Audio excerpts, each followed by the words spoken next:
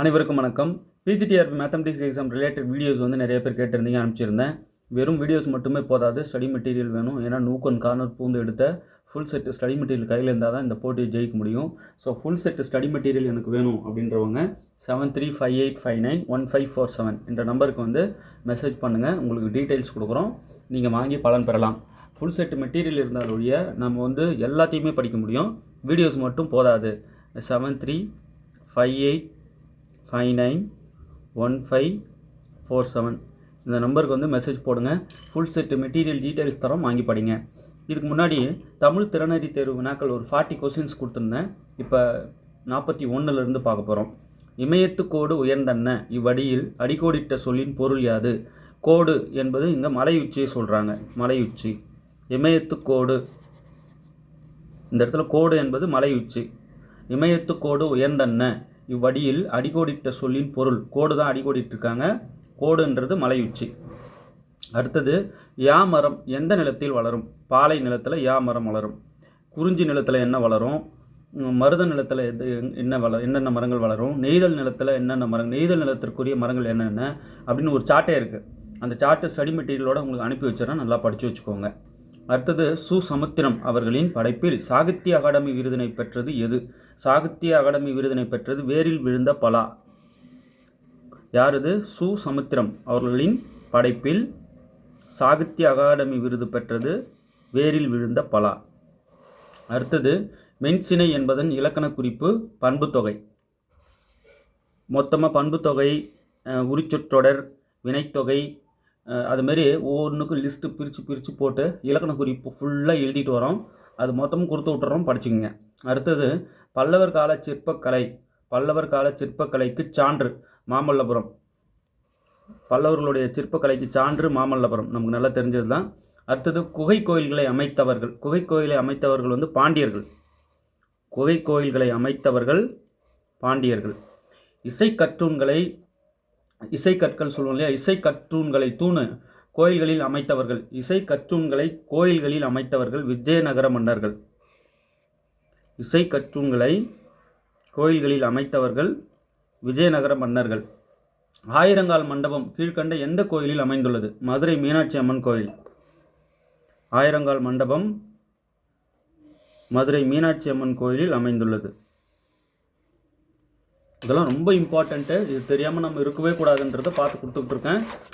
இதெல்லாம் ஸ்டடி மெட்டீரியலில் கொடுத்து விட்டுறேன், வாங்கி படிங்க. இன்னும் ஒரு வாரம் போனால் நிறைய 1 மார்க்ஸ் ரெடி ஆகிடும். ஃபுல் காம்போ அப்படியே கொடுத்துட்றேன் தமிழ் திறனறி தேர்வுக்கு. ஓகே, இதுக்கு தாண்டி ஃபுல் செட்டு மேக்ஸ் மெட்டீரியல் அவைலபிளாக இருக்குது, சைக்காலஜி அவைலபிளாக இருக்குது, அதை வாங்கி படிங்க. விரைவாக இருங்க. தென்னன் மகளே இத்தொடரில் தென்னன் என்பவர் யார்? தென்னன்னா பாண்டியன். தென்னன் மகளே இந்த தொடரில் தென்னன் என்பவன் யார்? பாண்டியன். என் தமிழ் நான் நின் பெருமை எடுத்துரைக்கும் என பாடியவர் பாவலரேறு. என் தமிழ் நான் நின் பெருமை எடுத்துரைக்கும் என பாடியவர் பாவலரேறு. என்றன் சாம்பலும் தமிழ் மணந்து வேக வேண்டும் என்று கூறியவர் கா சச்சிதானந்தன். என்றன் சாம்பலும் தமிழ் மணந்து வேக வேண்டும் என்று கூறியவர் கா சச்சிதானந்தன். குருத்து என்பது கொழுந்து வகை. குருத்து என்பது கொழுந்து வகை.